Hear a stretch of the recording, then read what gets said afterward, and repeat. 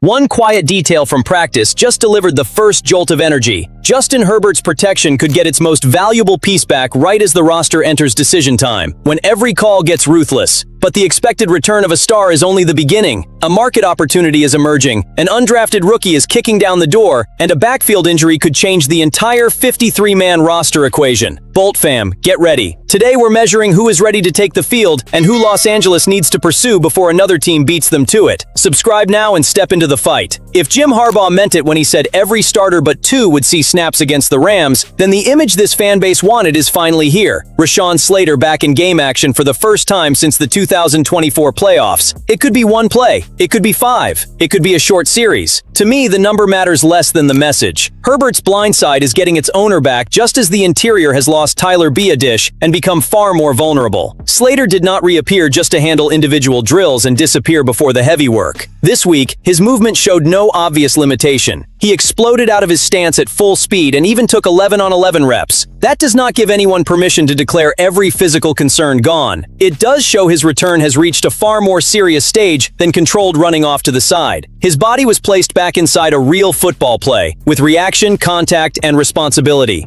I want the staff aggressive here, but intelligently aggressive. Giving Slater enough work to test his response, rhythm, and communication makes sense. Exposing him in a preseason finale as if a trophy were on the line would be stupid. The goal is to leave with confidence gained, not a medical headline. Los Angeles needs to see whether he can execute, get up, return to the huddle, and repeat the movement without showing any setback. When Slater and Joe Alt own the edges, the offense carries itself differently. Mike McDaniel can focus help inside, vary the protections, and let Herbert attack the defense instead of surviving a collapsing pocket. That is why even a handful of snaps could carry enormous weight. They will not prove his durability, but they will be the first public test of an offensive structure that needs to enter September commanding respect. I want to see Slater's first kick out of his stance, his first contact, and especially how he returns for the next play. If everything responds well, the Rams game will have produced a victory that never reaches the scoreboard. But getting one star back does not give the front office permission to ignore the hole that opened beside him. The loss of Biadasz ended his 2026 season before Week 1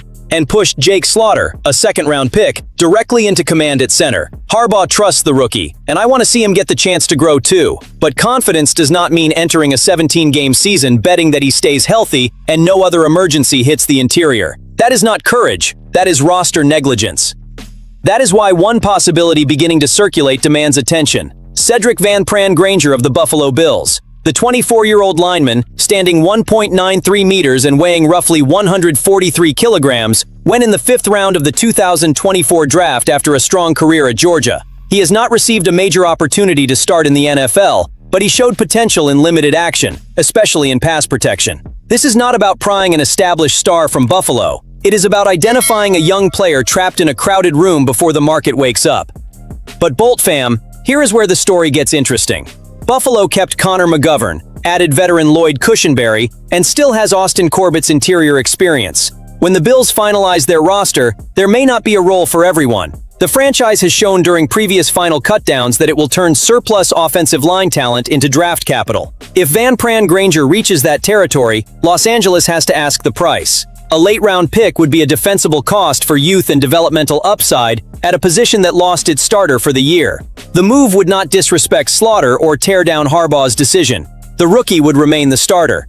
Van Pran-Granger would arrive to compete, learn the system, provide a legitimate alternative, and prevent another injury from forcing the staff to improvise in the worst corridor possible, directly in front of Herbert. That is the line between planning and panic. Signing a worn-down veteran just to fill a chair fixes the roster picture, not necessarily the problem. Betting on a 24-year-old could create depth now and longer-term value. There is another side. Buffalo will only deal if it sees a worthwhile return, and the player must still prove his college potential can become professional consistency. Los Angeles cannot pay as if it were buying an established starter. There has not been a Chargers offer or an open negotiation between the franchises so far. The connection comes from both roster situations and speculation around a possible target. Yet late August opportunities rarely arrive with a formal invitation. They appear when one team has a surplus, another suffers a major loss, and the cut-down clock forces a decision.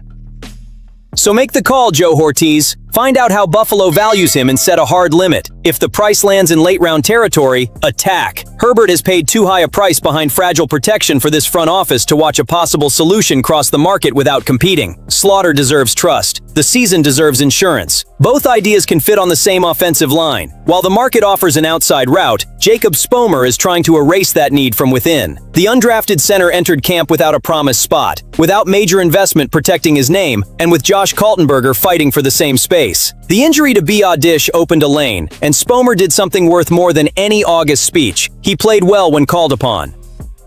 Across 2 preseason games, he has not allowed a pressure in 61 pass-blocking snaps. For an offense whose biggest issue has become Herbert's security, that number is no footnote. Spomer has also looked fluid and athletic in the running game. He does not have the most imposing frame among the contenders, but his mobility fits the offensive line Mike McDaniel is building. Blocking in this system requires more than planting a heavy body in the way. A lineman must reach angles, move under control, and execute in space. The path to the 53 remains crowded. The Chargers have 14 offensive linemen fighting for 9 or 10 spots. Cole Strange can play center, but moving the likely starting right guard if Slater gets hurt would create 2 problems to solve one. Branson Taylor impressed early in camp with his athleticism and intensity, but he has not practiced since an apparent upper body injury against the 49ers. 6th-round pick Logan Taylor has improved during reps at both tackle spots. Versatility still carries enormous value at the bottom of this depth chart. Spomer brings something different, a specific answer to a specific new weakness. He has taken 2nd and 3rd team reps throughout camp. That means familiarity with the calls, different guards, and the rhythm of the operation. If the Chargers dedicate a spot to a true backup center, Spomer's body of work places him first in line to claim it. But I am not handing him the job before the Rams game. This is the final demand. Once the starters leave, Spomer must keep the protection clean, hold his ground against power inside, and prove his movement stays efficient on tired legs. A 3rd strong performance would leave almost no case for cutting him. A collapse would reopen every question about size, endurance, and competition level. That is how an undrafted player changes the conversation. He does not ask for patience. He strips away the arguments for releasing him.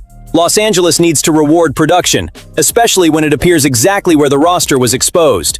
If Spomer leaves Thursday night still clean and pressure allowed, and remains effective in the run game, Harbaugh will face a hard decision getting less complicated by the snap. The board shifts from the middle of the offensive line to the backfield, and the urgency does not drop. Keaton Mitchell has missed 3 practices after what Mike McDaniel called a setback. That word carries weight because it involves the left knee that suffered a major injury in 2023, cost him half of the 2024 season, and presented another minor issue last year. During that December episode, Mitchell left a game but did not miss additional time. Now the roster deadline is closing in. There is no value in dramatizing a diagnosis the source did not provide. It would also be irresponsible to pretend 3 straight absences do not affect the decision. The Chargers must build their initial 53 around real availability, not a perfect scenario on paper. If Mitchell is not ready, carrying only 3 running backs could turn a position built on speed into another unit dependent on luck. That gives Amar Johnson the most unforgiving opportunity of his preseason. He likely leads the race for a 4th spot, but a temporary lead does not buy a ticket into September. Thursday night against the Rams is his chance to kick the door open, run with vision, survive first contact, secure the football, and show value away from it. At the bottom of a roster, special teams and pass protection can matter as much as an explosive run. Johnson must give the staff reasons to keep him, even if Mitchell improves over the next few days. The equation gets tighter because other absences hit different areas. Branson Taylor, Kyle Kennard, Scott Matlock, and Sincere Brown also missed Tuesday's final practice. Eric Rodgers and Brennan Thompson joined some individual drills, but did not complete the full session. Every limitation removes cut-down flexibility. Keeping a 4th running back means taking a possible spot from the offensive line, the edge rushers, the tight ends, the receivers, or the secondary. No choice stands alone now. Extra protection for one group costs another.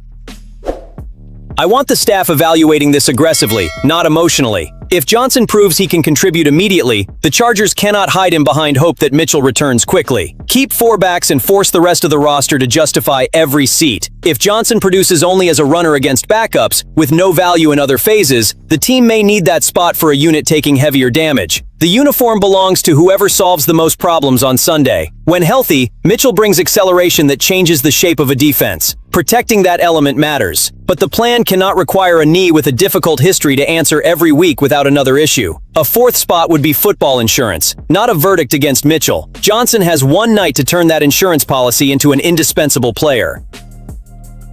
I want a temperature check from this fan base in the comments. If Johnson delivers a complete performance against the Rams, are you keeping 4 running backs even if it costs depth elsewhere? Say 4 if you want backfield security, or name the unit that cannot afford to lose that spot. This decision reveals far more than the identity of the last running back selected. It will show how much risk Los Angeles accepts before the season even begins.